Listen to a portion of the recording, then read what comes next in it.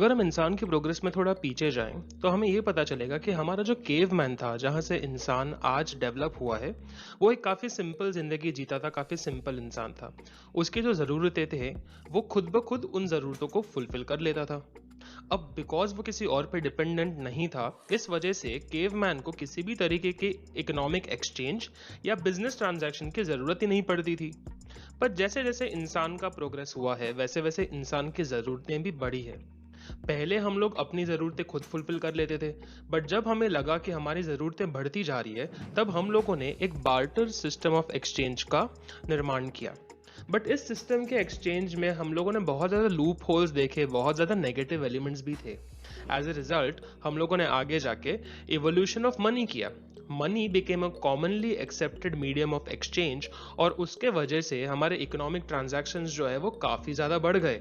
जब हमारे economic transactions काफ़ी ज़्यादा बढ़ गए, तो उन ट्रांजैक्शंस के पीछे प्रॉफिट मोटिव जब हमने अटैच करना शुरू कर दिया, तो बिजनेस ट्रांजैक्शन का रूप इन सारे ट्रांजैक्शंस ने ले लिया। अब बिजनेस करने के तरीके हमने ग्रेड 11 में भी बहुत तरीके के देखे थे, जैसे कि सोल प्रोप्राइटरशिप, जहाँ पे एक इंसान सारे एक्टिविटीज जो बिजनेस के होते हैं उसको कैरी फॉरवर्ड करता है, या फिर पार्टनरशिप, जहाँ पे एक से ज़्यादा लोग साथ में मिल के बिजनेस को कैरी फॉरवर्ड करते हैं, या फिर जब आप बहुत ही लार्ज स्केल पे बिजनेस करना चाहते हैं तो जॉइंट स्टॉक कंपनी के रूप में भी हम लोग बिजनेस ट्रांजैक्शंस परफॉर्म करते हैं। ये सारी की सारी चीज़ें हम लोगों ने ग्रेड 11 में भी डिटेल में जो थी वो पढ़ी थी, राइट। बट इसमें इस साल हम लोग आगे जो पढ़ने वाले हैं वो किस टॉपिक के बारे में है। हमें ये जानना जरूरी है कि जैसे जैसे बिजनेस का प्रोग्रेस हुआ था, उस प्रोग्रेस के साथ साथ हमें कुछ प्रॉब्लम्स भी झेलने पड़े थे। जैसे जैसे बिजनेस का साइज बड़ा हुआ, वैसे वैसे प्रॉब्लम्स भी हमारे लिए बड़े होने लगे। As a result of this हमें जरूरत पड़ी मैनेजमेंट की। अब मैनेजमेंट जो टर्म है, ये एक प्रोसेस भी है और ये एक लोगों को जस्टिफाई करने का टर्म भी है। जैसे अगर मैं बात करूं मैनेजमेंट की as people, so these are trained experts जिनके पास काफ़ी ज़्यादा एक्सपीरियंस होता है मॉडर्न बिजनेस के मॉडर्न प्रॉब्लम्स का सॉल्यूशन लाने के लिए, राइट। अब इसी टॉपिक के बारे में, इस मैनेजमेंट के बारे में ही हम लोग इस साल जो है वो डिटेल में पढ़ने वाले हैं। अगर हम लोग डेफिनेशन ऑफ मैनेजमेंट की बात करें या मीनिंग ऑफ मैनेजमेंट को समझने की कोशिश करें, तो मीनिंग ऑफ मैनेजमेंट हमारे सामने प्रस्तुत किया था जॉर्ज आर टेरी ने। Now, according to George R. Terry, management is such a process which plans and controls men, machine, material, money, and market. It provides leadership, coordination, and direction to human effort which help to achieve the business objective.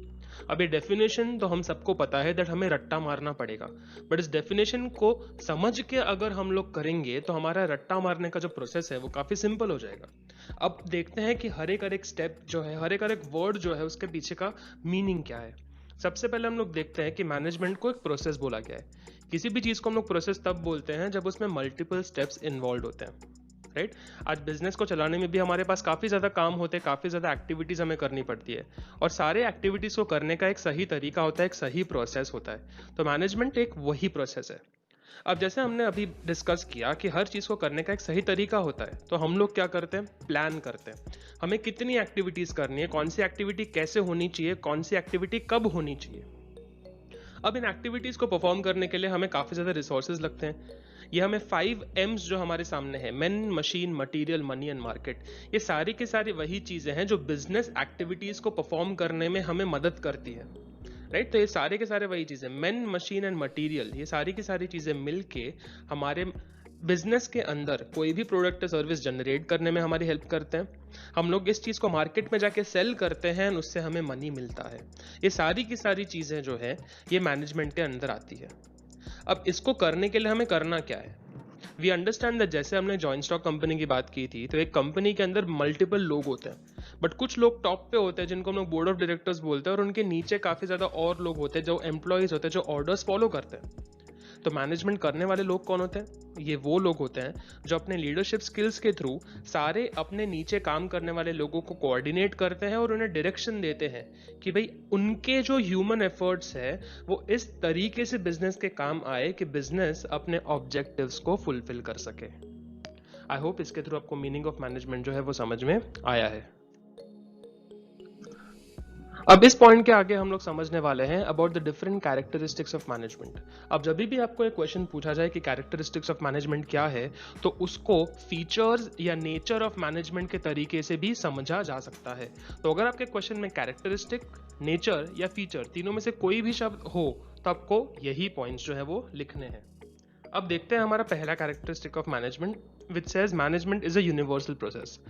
अब जहां जहां इंसान काम करता है ना, वहां वहां पे हमें मैनेजमेंट की जरूरत होने वाली है, चाहे वो बिजनेस का फील्ड हो या नॉन बिजनेस फील्ड हो।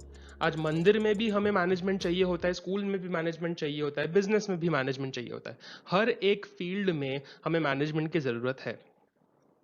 उसके अलावा अगर हम लोग बात करें हर यूनिट की, तो चाहे वो छोटा बिजनेस हो या बड़ा बिजनेस हो, जहां पे मल्टीपल प्रोसेसेस, मल्टीपल एक्टिविटीज एक साथ ह्यूमंस के द्वारा की जाती है, वहां पे मैनेजमेंट का होना बहुत ज्यादा जरूरी हो जाता है। अब हर ऑर्गेनाइजेशन के अंदर मल्टीपल डिपार्टमेंट्स होते हैं, जहाँ पे बहुत सारे इंडिविजुअल साथ में मिलकर काम करते हैं।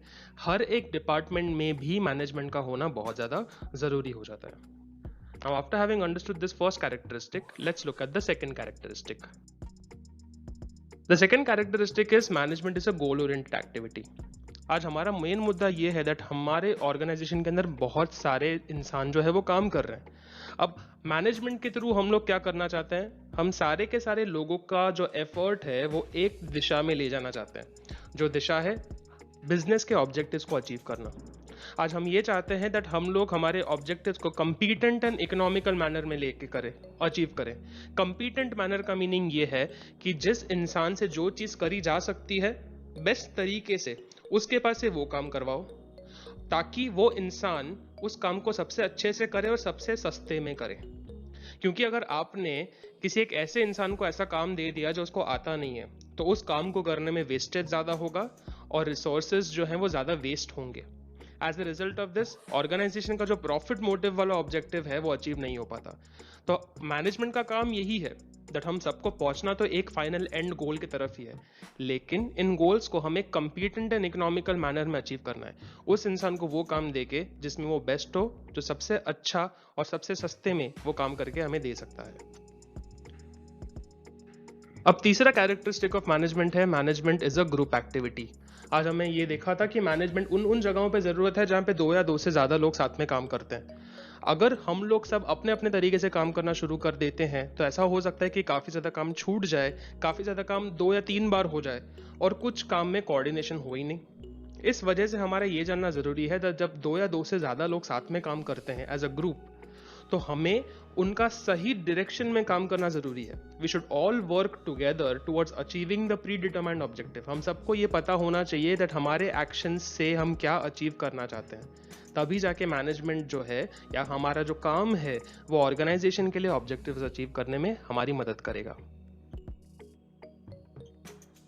अब नेक्स्ट कैरेक्टरिस्टिक ऑफ मैनेजमेंट है that management is a continuous process. आज मैनेजमेंट का जो है टर्म है ना, ऐसा नहीं है कि बस एक बार कर दिया और हो गया। ये एक बार ऑब्जेक्टिव डिसाइड कर लेने के बाद अगर हमारा बिजनेस ऑब्जेक्टिव अचीव हो जाता है, तो इसका मतलब ये नहीं है कि हमारा मैनेजमेंट का प्रोसेस खत्म हो गया। आज हम लोग एक बार ऑब्जेक्टिव डिफाइन करने के बाद बहुत सारे स्टेप्स लेते हैं जहां पे हम उस ऑब्जेक्टिव को अचीव कर सकें। बट जैसे ही हमारा एक ऑब्जेक्टिव अचीव हो जाता है, हम नए ऑब्जेक्टिव्स को डिफाइन करते हैं, उन नए टारगेट्स को अचीव करने के लिए ह्यूमन एफर्ट करते हैं और उनको अचीव करके वापस से नए ऑब्जेक्टिव्स को डिफाइन करते हैं। तो ये जो प्रोसेस है ये कंटिन्यूसली चलता रहता है। मैनेजमेंट का प्रोसेस सिर्फ तब एंड होगा जब बिजनेस खत्म होगा। जब तक बिजनेस है तब तक मैनेजमेंट चलते ही रहने वाला है। The next characteristic of management is that management is a human process. जब हम लोग मैनेजमेंट को एक ह्यूमन प्रोसेस की बात कर रहे हैं, हमारा मेन मुद्दा यही है कि हमें लोगों के पास से काम करवाना है। तो at the end of the day, इंसान को किस तरीके से हमें गाइड करना चाहिए वो हमारे लिए सबसे ज्यादा इंपॉर्टेंट होगा। अगर आज हमने इंसान को सही से गाइड किया, तो वो इंसान हमारे तरीके से कंपीटेंट एंड इकोनॉमिकल वे से काम करेगा, जिससे हमारे ऑब्जेक्टिव्स अचीव हो पाएंगे। तो हमारा मेन मुद्दा क्या है, हमें मैनेजमेंट स्किल जो हमारा है वो किस तरफ अप्लाई करना है, एक इंसान के एक्शन को गाइड करने की तरफ। तो it is a human process. हम मैनेजमेंट करके इंसानों के साथ डील कर रहे हैं, उनके बिहेवियर को शेप कर रहे हैं। As a result it is a human process. अगर हम लोग नेक्स्ट कैरेक्टरिस्टिक की बात करें, so it says that management is a decision process. आज जब भी हम एक बिजनेस को मैनेज करते हैं ना, तो उसमें काफी ज्यादा काम करना पड़ता है। We have to perform a lot of work, और हर काम को करने के मल्टीपल ऑल्टरनेटिव्स होते हैं, अलग अलग तरीके होते हैं। तो मैनेजमेंट का काम ये है दैट हम लोग बेस्ट ऑल्टरनेटिव डिसाइड करें। Out of all the alternatives available, हमें डिसाइड करना है कि हमें कौन से ऑब्जेक्टिव के साथ जाना है, किस तरीके को अपनाना है। और उस तरीके का एक बार डिसीजन ले लिया, उसके बाद हमें खुद हमारे सारे वर्कर्स को साथ में मिलके एक ही डायरेक्शन में बढ़ने के लिए इस प्लान को इम्प्लीमेंट करना है या एग्जीक्यूट करना है। The next characteristic of management says that management is a science, art and profession. अब जब भी हम लोग किसी साइंस की बात करते हैं, तो रूल्स ऑफ साइंस या rules of scientific fields are based on some universal principles. आज साइंस में cause and effect relationship establish किया जाता है, उनके रूल्स या प्रिंसिपल्स कभी भी चेंज नहीं होते। सेम तरीके से आज मैनेजमेंट की भी काफ़ी ज़्यादा थियरी नॉलेज है, जिन थियरीज को हम लोग मल्टीपल ऑर्गेनाइजेशंस में अप्लाई कर सकते हैं, राइट। बट मैनेजमेंट को एक आर्ट से भी कंपेयर किया गया है। Now art is intelligence and insight to get work done. Art में भी हमारे पास हमने देखा है कि काफ़ी ज़्यादा थियरीज होती है। आज आर्ट में आप हर एक आर्टिस्ट को अगर आप एक कैनवस और कलर्स दे दो, बट हर आर्टिस्ट अपने एंड से एक अलग इमेज बनाता है।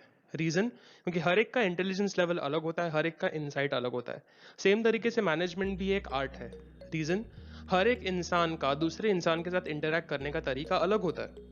सो कुछ लोग किसी एक की प्रॉब्लम का सोल्यूशन अलग अलग तरीके से निकाल सकते हैं, and that's exactly why we refer to management as an art. Now अगर हम लोग मैनेजमेंट को एज अ प्रोफेशन समझने की कोशिश करें, तो प्रोफेशन एक ऐसी चीज है जिसको ट्रेंड प्रोफेशनल एक्सपर्ट्स के थ्रू परफॉर्म किया जाता है, जिनको एक स्ट्रक्चर्ड नॉलेज का ज्ञान होता है, और उस स्ट्रक्चर्ड नॉलेज के ज्ञान को वो अप्लाई करते हैं across the different fields of purview. Same तरीके से मैनेजमेंट को भी एक डेवलपिंग प्रोफेशन की तरह देखा जाता है, जहां पे trained and professional experts managerial problems का सोल्यूशन निकालते हैं in modern day businesses. With that we come to an end of this particular session. I hope आपको हमारा जो ये वीडियो है वो अच्छा लगा हो। अगर आपको हमारा काम अच्छा लगा है, so we request you to like, share and comment on this video and stay subscribe to our channel, ताकि हमारे सारे अपडेट्स आपको सबसे पहले मिले। Thank you so much.